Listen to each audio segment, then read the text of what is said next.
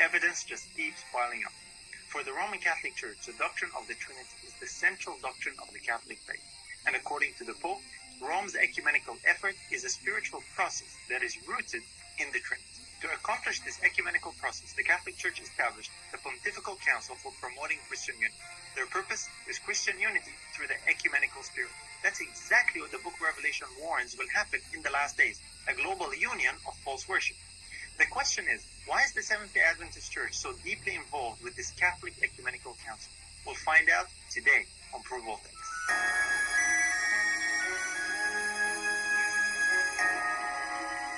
In a previous episode, we saw how Dr. Ganon Diop, the General Conference Director for the Public Affairs and Religious Liberty Department, actually, in an interview with the Georgetown University, made this very alarming confession.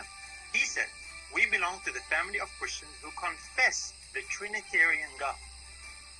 So you're seeing something here harmonize and match up between what the Pope says, between the Pontifical Council for Promoting Christian Unity, between how their meetings are based on invoking the Trinity, and those who actually confess the Triune God. And now you hear from the representative of the Seventh-day Adventist Church, which was present at that meeting by name. He actually told us, in his own words, that the Seventh-day Adventist Church is actually part of the Christian family that confesses the Trinitarian God.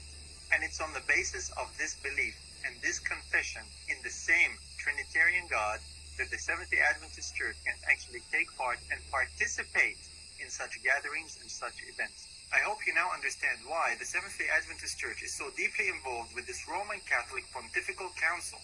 It's because they have the same God, they worship the same God, they pray to that God in the same way, in the same words, the same phraseology.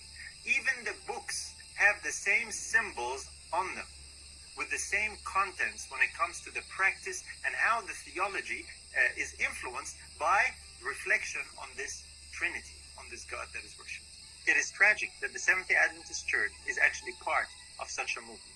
You know, there are a number of people and even ministries have reported on Dr. Ganon Diop's involvement with this ecumenical process, you know, things like pictures of when Dr. Ganon Diop met with the Pope and shook hands with him. And yet nobody really identified the underlying reason and foundation for why such a thing is possible. Yes, it is bad, but why is it actually happening to begin with?